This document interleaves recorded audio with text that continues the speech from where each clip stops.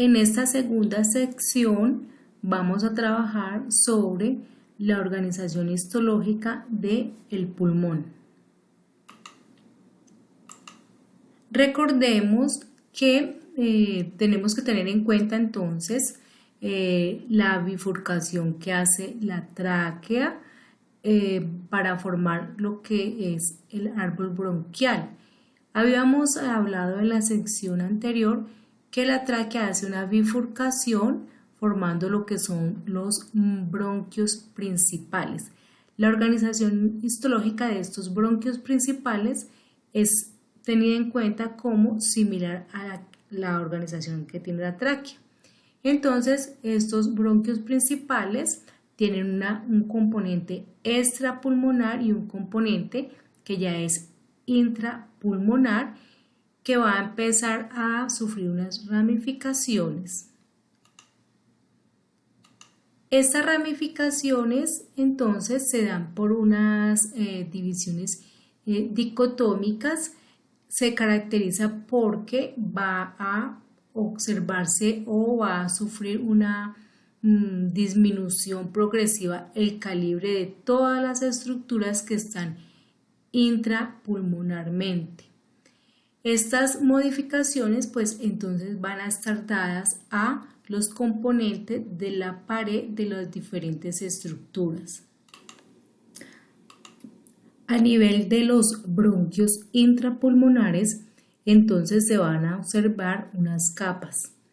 Una túnica mucosa, aquí se observa como con unos plieguecitos hacia la luz, como crenada a la luz, definida con el número 1.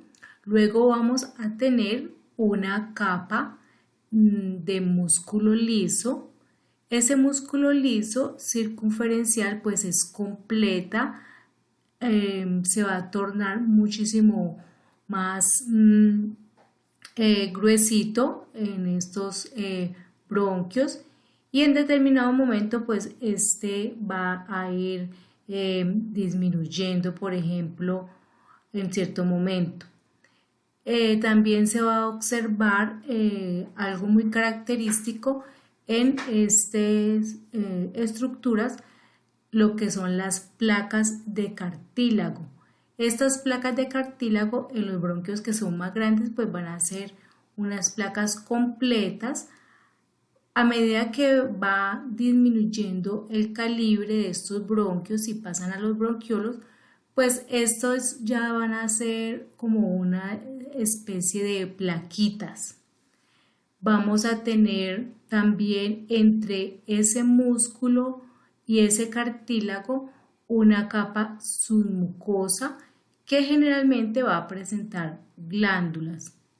También es importante tener en cuenta que en determinadas regiones ya más distal, estas glándulas van a disminuir. Y una túnica adventicia. Entonces aquí tenemos en este aumento un poco más grande, vamos a tener entonces una mucosa que va a estar haciendo un revestimiento de la luz de este bronquio y va a estar formada por un epitelio pseudoestratificado cilíndrico ciliado que va a tener una lámina propia dándole soporte al epitelio. Recordemos que en este epitelio vamos a encontrar células caliciformes que también en determinadas estructuras más distales pues van a desaparecer. Entonces acá tenemos la túnica mucosa y más hacia la parte externa, después de esta túnica mucosa, entonces va a aparecer la capa o túnica muscular constituida por músculo liso. Esta capa de músculo liso pues va a ser más gruesa, los bronquios de mayor calibre y posteriormente pues se va a adelgazar los de calibres más pequeños, constituyéndose como una capa como menos organizada o discontinua. Entonces, la parte de la capa mucosa y la capa muscular. Entonces aquí tenemos la capa muscular. También vamos a encontrar, por ejemplo, que en algunas ocasiones el tejido linfoide asociado a los bronquios va como a irrumpir esa capa de músculo liso, como podemos observar aquí, se ve como interrumpida. Después de la capa de músculo liso, entonces vamos a encontrar una submucosa. Como vemos acá, en un aumento un poco más pequeño, acá está ubicada con un aumento más grande, con mayor aumento. Entonces vamos a tener, después de esa capa de músculo liso, vamos a tener unas glándulas seromucosas que están incluidas en tejido conectivo laxo. Pueden organizarse tejido adiposo, fuera, por acá, por estos laditos, de pronto no se ve mucho en este aumento, y entonces esta organización de glándulas me va a permitir identificar esta túnica submucosa que va a estar antes de la capa del cartílago. Entonces, las placas de cartílago van a estar constituidas por cartílago hialino. Entonces recuerden, en bronquios de calibre más grande o mayor, estas placas son continuas. Y a medida que disminuye el calibre del bronquio, pues van a ser ya plaquitas. Y finalmente, más externo a estas placas cartilaginosas, vamos a encontrar tejido conectivo moderadamente como denso, el cual se va a constituir como una túnica adventicia. A partir de los bronquios segmentarios, entonces se van a originar los bronquiolos. Estos bronquiolos se constituyen todavía como unas vías aéreas de conducción, van a disminuir el diámetro, tienen aproximadamente 1 milímetro o menos, y vamos a encontrar entonces 3 tipos diferentes de bronquiolos. Vamos a encontrar unos bronquiolos propiamente dichos, los bronquiolos terminales y unos bronquiolos respiratorios. Los ácidos respiratorios o pulmonares van a estar constituidos como un bronquiolo por los bronquiolos terminales, por bronquiolos respiratorios y los alveolos. Los bronquiolos propiamente dichos entonces van a estar constituidos por su mucosa va a estar recubierta o constituida entonces por un epitelio pseudoestratificado cilíndrico ciliado que va a ir cambiando a un epitelio cilíndrico simple ciliado. Y aquí ya podemos observar que hay unas estructuras que van a desaparecer. Por ejemplo, desaparecen las plaquitas de cartílago, ya no son observables, disminuyen las glándulas hasta determinado momento pues que ya desaparecen, y en el epitelio van a ir desapareciendo también las células caliciformes. Todas estas estructuras o células que desaparecen no desaparecen de una. Ellas van desapareciendo paulatinamente, es como una forma de transición y se va haciendo más evidente o más notorio la capa pues, de músculo liso que está acá dándole soporte a estas estructuras.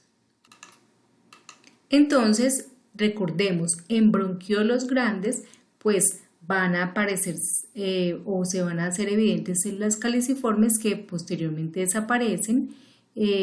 Estas ya a nivel de los bronquiolos terminales ya no se van a encontrar y la ausencia del cartílago hialino y las glándulas pues va a ir desapareciendo levemente.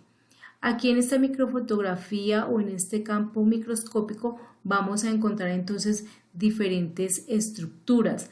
Vamos a encontrar desde estas regiones acá que estoy señalando corresponden como a las porciones de los bronquiolos propiamente dichos, los cuales van a pasar posteriormente o a dividirse en bronquiolos terminales. Estos bronquiolos terminales se van a caracterizar porque van a estar recubiertos por epitelio cúbico simple, y una célula muy importante que aparece aquí es la célula de Clara. Más adelante hablaremos de ella. Y empiezan a disminuir las células ciliadas. Luego de estos bronquiolos terminales, entonces vamos a encontrar los bronquiolos respiratorios. Entonces van a ir como pegaditos o van a ir haciendo divisiones estos bronquiolos terminales a bronquiolos respiratorios. Entonces vamos a caracterizar esas células de Clara. Las células de Clara que dijimos que se empiezan a hacer evidentes en los bronquiolos terminales son unas células no ciliadas. Aquí tenemos como primero en este esquema una parte donde vamos a encontrar unas células las cuales no poseen cilios, son redondeadas en la parte como apical, como en forma de cúpula. La importancia de estas células es que son unas células que van a presentar unos gránulos. En estos gránulos pues se van a almacenar ciertas sustancias y esta célula a nivel de los bronquiolos terminales se inicia la secreción de una sustancia tensoactiva formada o también definida como proteína de célula de Clara, y va a tener también componentes como proteínas surfactantes A, B, C y D. Están entremezcladas con células cilíndricas y que tienen cilios. Entonces acá ya en el corte y en la observación microscópica podemos observar unas células como más gorditas, más altas y con unos gránulos en el citoplasma. Estas corresponden a las células de Clara y van a estar como entremezcladas con células que también son cilíndricas pero que van a presentar cilios. Generalmente estas tienden a ser un poco más altas que estas células ciliadas. Observemos acá en otra microfotografía. Entonces tenemos un epitelio cilíndrico, pero observen con esta flechita está resaltada una célula que es como más alta que las células epiteliales cilíndricas y tiene una forma redondeada en la parte apical. Esta corresponde a una célula de Clara. Mire que acá se ve con unos gránulos en el citoplasma y son mucho más altas que las células ciliadas. Otra de las funciones que se le atribuyen a estas células es que son células para la defensa, regulan el sistema inmune y la reparación del epitelio. Entonces, después de esos bronquiolos terminales, vamos a encontrar los bronquiolos respiratorios.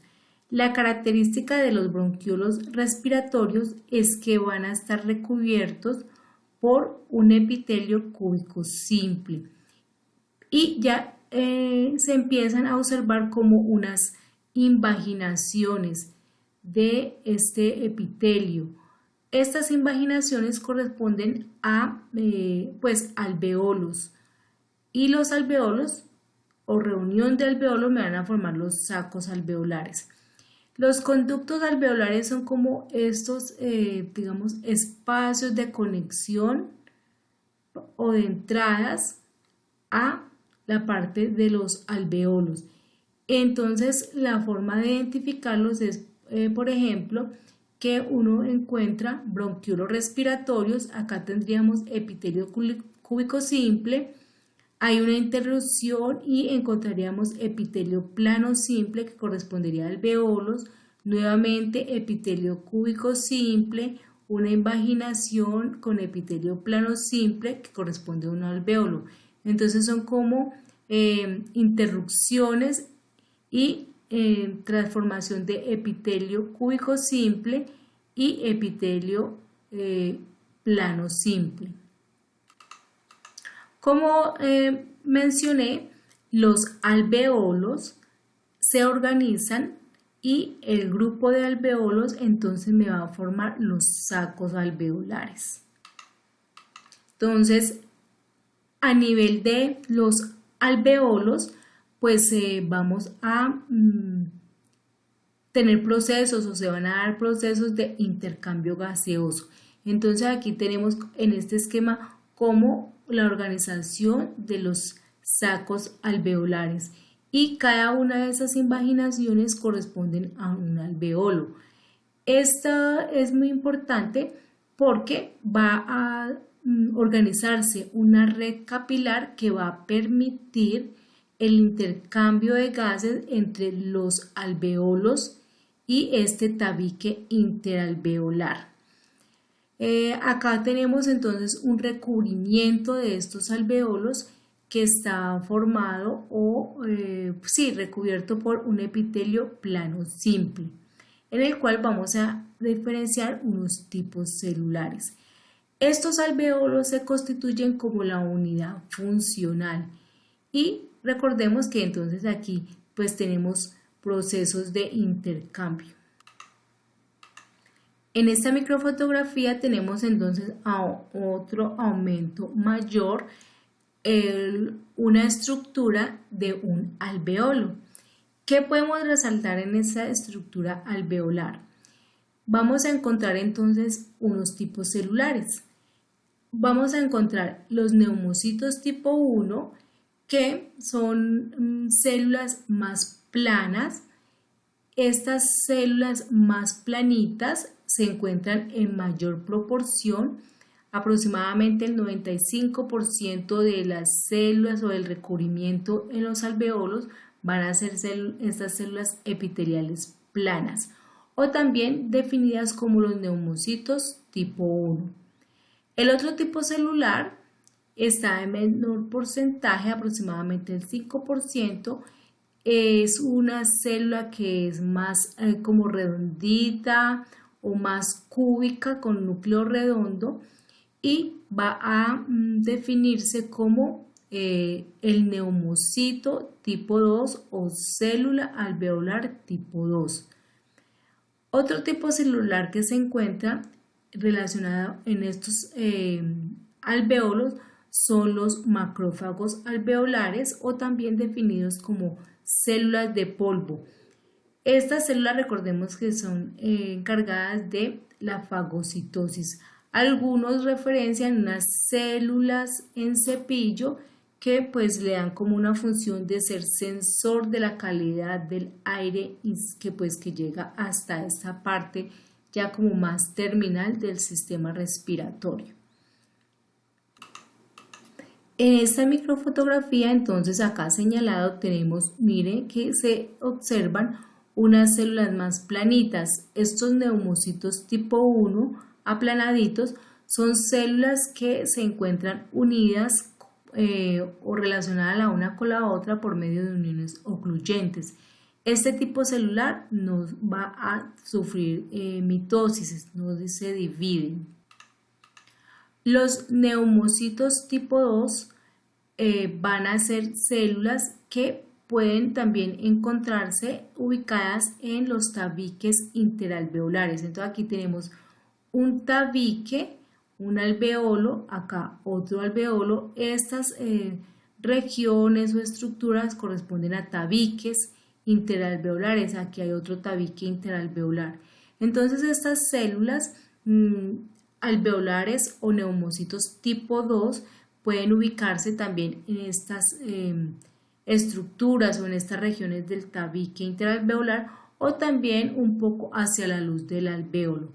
Estas células se caracterizan, como dije inicialmente, porque son unas células más cúbicas, están unidas por medio de uniones ocluyentes, presentan unas microvellosidades en la parte apical y lo más importante es que son células progenitoras de los neumocitos tipo 1 y ellas en su citoplasma presentan unos cuerpos laminares en los cuales se va a almacenar el producto de secreción que a este nivel es el surfactante.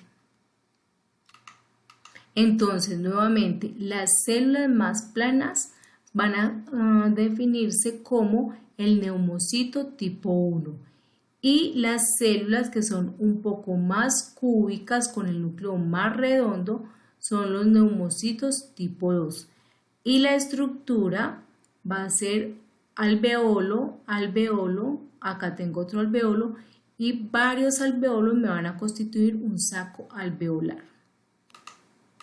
Aunque estas estructuras o espacios no se observan, es importante tener en cuenta que un alveolo, como dije, está relacionado por medio de un tabique interalveolar con otros alveolos. Existen entre esos tabiques interalveolares unos orificios. Estos orificios son los poros de Kohn. La importancia de estos poros es que van a equilibrar la presión alveolar. Aquí tenemos entonces, por ejemplo, neumocito tipo 2, y observen aquí esta interrupción. Este corresponde a un poro de Kohn.